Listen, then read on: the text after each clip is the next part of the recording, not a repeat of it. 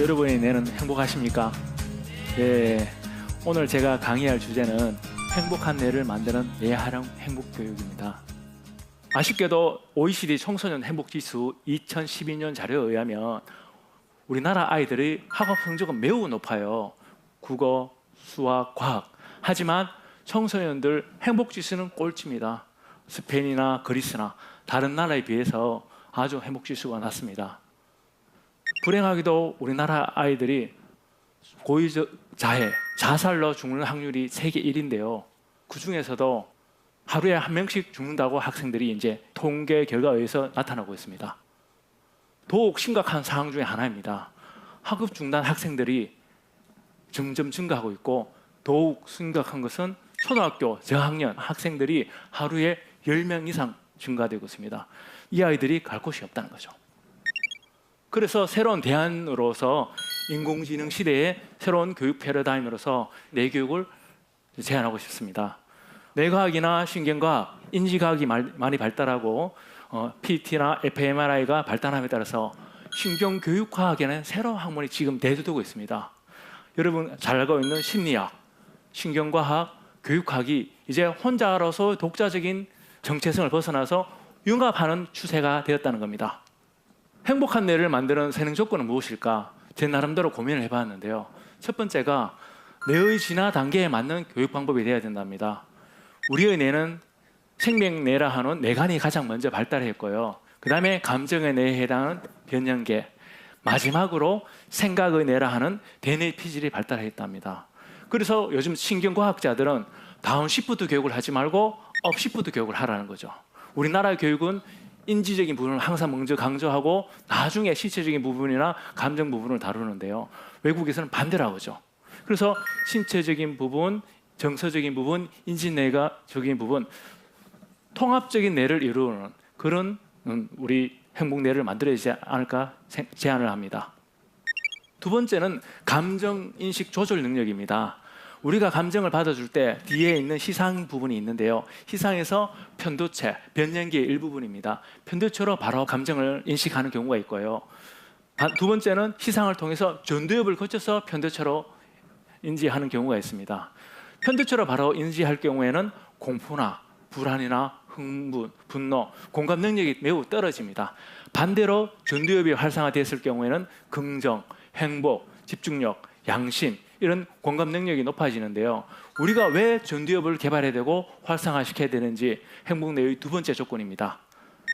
마지막으로 제시하는 조건은 우리 두뇌 기능을 활성화시키는 뇌체조, 놀이, 게임 등 신체 뇌를 활성화시키고 우리가 가지고 있는 어떤 목표, 비전이 있어야만 동기뇌가 활성화되고, 세 번째는 정서를 인식하고 조절하는 능력의 정서뇌, 그리고 집중력과 학습력을 높이는 인지뇌가 통합적으로 되었을 때 행복뇌가 되지 않을까 싶습니다. 자, 그러면 뇌활용 행복교육에는 과연 무엇일까요? 교사, 학생, 학부모가 모두가 행복한 학교라고 생각합니다. 이를 위해서 먼저 정서 조절을 해야 된다고 생각합니다. 여러분 잘 알고 있는 뇌체조, 명상, 호흡, 웃음, 1시간씩 한 번 1분 정도 운동하는 1분 운동, 이런 것들을 통해서 정서 조절이 되고 난 다음에 한기 극복할 수 있는 훈련, 도전정신, 뇌체조 12단 뇌체조, HSP-GYM이라고 하죠. 이런 자신감 회복 운동을 하는 겁니다. 결과적으로 마지막으로는 하루에 한 가지씩 착한 일을 한다든지 남을 위해 봉사하고 배려하는 정신, 우리나라의 역사를 제대로 아는 이런 것을 통해서 홍익 정신의 꿈, 홍익의 꿈과 비전을 그리면서 우리 뇌는 활성화되고 행복해질 수가 있다는 겁니다. 마지막으로 이것보다 더 중요한 것은 모두가 두뇌 우호적인 환경을 만들어줘서 모두가 행복해질 수 있는 환경을 만들어주는 게 중요하겠죠. 그러면 하나하나 살펴보도록 하겠습니다. 우리의 뇌는 보시다시피 모든 신체 장기들이 다 연결되어 있습니다. 그래서 뇌체조나 1분 운동이나 맨발 걷기를 통해서 신체 활동을 활성화시키는 거죠. 이것이 바로 두뇌에 에너지를 공급한다고 그럽니다. 학자들은 활기찬 몸과 마음을 만들 수가 있습니다. 두 번째는 부정적인 감정을 정화시켜야 하는 겁니다. 명상이나 호흡이나 웃음을 통해서 자기를 성찰하고 바라보는 정화 체험을 통해서 메타 인지 능력을 높일 수가 있습니다. 이것이 바로 부정적인 감정을 정화시키고 사랑의 마음과 행복한 마음을 가질 수가 있겠죠. 이런 원리는 다 보시다시피 뇌파와 신경전달 물질을 변화시키는 원리라고 보시면 됩니다. 명상을 통해서 스트레스를 해소하고 의식이 밖으로 항해 있던 것이 내부로 향하는 알파파 상태의 편안한 상태가 되면서 뇌의 호르몬 중에 행복 호르몬이라고 하는 세로토닌이 나오게 됨으로써 행복 교육을 할 수가 있다는 것이죠. 보시다시피 이 부정적인 뇌일 때인 경우에는 항상 남 탓을 하고 안돼, 불안해, 두려워, 부정적인 마음을 가지는데요. 긍정적인 뇌를 가질 경우는 고마워, 해보자, 사랑해, 날 믿어, 그런 긍정적인 뇌를 가지고 되는 겁니다. 뇌파를 조절을 통해서 신경전달 물질이 변하고 감정과 생각과 행동이 변화된다는 원리입니다. 두 명이 짝이 되어서 사랑을 주기를 하고 있는데요. 이거를 러브 핸즈라고도 합니다. 다음에는 이제 사랑의 인사, 사랑합니다라는 마음을 담아서 사랑의 인사를 한다든지, 그리고 웃음을 보여줌으로써 두뇌 우호적인 환경을 만들 수가 있습니다. 보시다시피 자석에는 우리가 자기장이 있죠. 철가루를 뿌리면 자기장이 있습니다. 이거를 에너지장이라고 그러는데요. 모든 물체에는 에너지장이 있습니다. 우리 인간에도 에너지장이 있습니다. 그래서 양자 역학 물리학에서 심장을 중심으로 밝혀진 건 2m 정도 나간답니다. 그래서 이 긍정적인 에너지를 보내느냐 부정적인 에너지를 보내느냐에 따라서 상대방이 변화될 수가 있답니다. 그래서 퍼스널 에너지 필드라고 그러는데요. 이걸 어떻게 우리가 에너지를 보낼지, 두뇌 우호적인 환경을 만들지 고민해야 될 부분입니다. 실제로 실험을 했습니다. 폴로라는 사람이 2008년도에 끼리끼리라는 우리 속담이 있죠. 행복한 사람은 행복한 사람끼리 모여 살고요. 불행한 사람들은 불행한 사람끼리 모여 산다고 합니다. 실제로 1.6km 안에 행복한 사람들의 친구가 거주하면 다른 사람이 행복할 확률이 25% 증가한다는 거죠. 또 재밌는 이야기입니다. 사회의 관계에서 어떤 중심부에 있을 때 행복한 사람들은 중심부에 중요한 역할을 하고 있는데 불행한 사람들은 항상 주변부에만 있다는 거죠. 행복 향상 효과도 있는데요. 제가 행복하면 옆에 친구가 행복하는 게 몇 프로입니까? 15%. 제 옆에 제가 행복한데 친구가 행복하는 몇 프로? 10%. 제가 행복하면 제 친구의 친구가 행복하는 몇 프로? 6%. 그래서 저희 가족이 행복하려면 누가부터 행복해야 된다?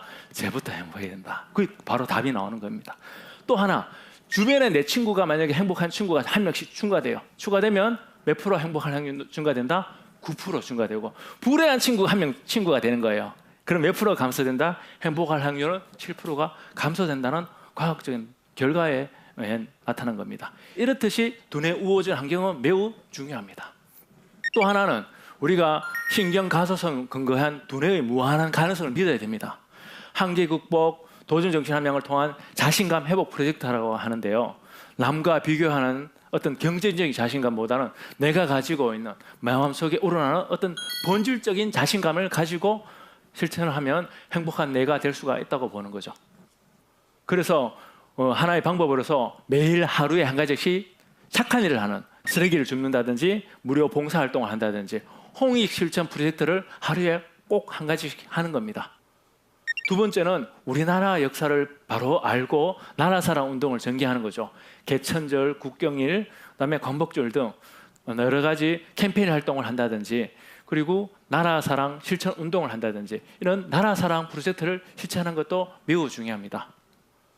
왜 그러면 우리가 홍익 실천을 하고 나라사랑을 해야 되는지, 인간의 두뇌는 희한하게도 큰 목표와 가치 있는 꿈을 더 설정하면 두뇌가 더 활성화되고 더 노력을 하게 된다는 거죠. 보시다시피 이기적인 시냅스를 가지고 생각과 감정을 행동하게 되면 이기적 목표만 가지게 되는 거죠. 하지만 남과 더불어 살아가는 상생, 조화의 목표를 가지면 상생, 조화의 시냅스가 생겨서 그런 생각과 감정과 행동이 내활용 행복교육을 하는데 도움을 준다는 겁니다. 자, 그러면 끝으로 우리 지금 지구상에 여러 가지 문제들이 많습니다. 전쟁, 기아, 굶주림, 자살, 학교폭력, 여러 가지 문제가 되어 있는데요. 저는 감히 이 문제점을 해결할 하나의 방법으로 내활용 행복교육을 제안하고 싶습니다. 이 내활용 행복교육을 하면 행복한 가정이 될 것이고, 행복한 가정이 모여서 행복한 학급, 학교가 되고, 학교가 모이면 내활용 행복 국가, 도시가 된다고 생각합니다. 하나의 도시가 행복한 도시가 되면 행복한 세계 지구가 되는 것은 당연한 거겠죠. 여러분들도 이런 내활용 행복교육을 같이 해보시지 않으시렵니까? 예. 제가 생각하는 내교육은 내활용 행복교육을 제대로 실천하는 교육이라고 생각합니다. 감사합니다.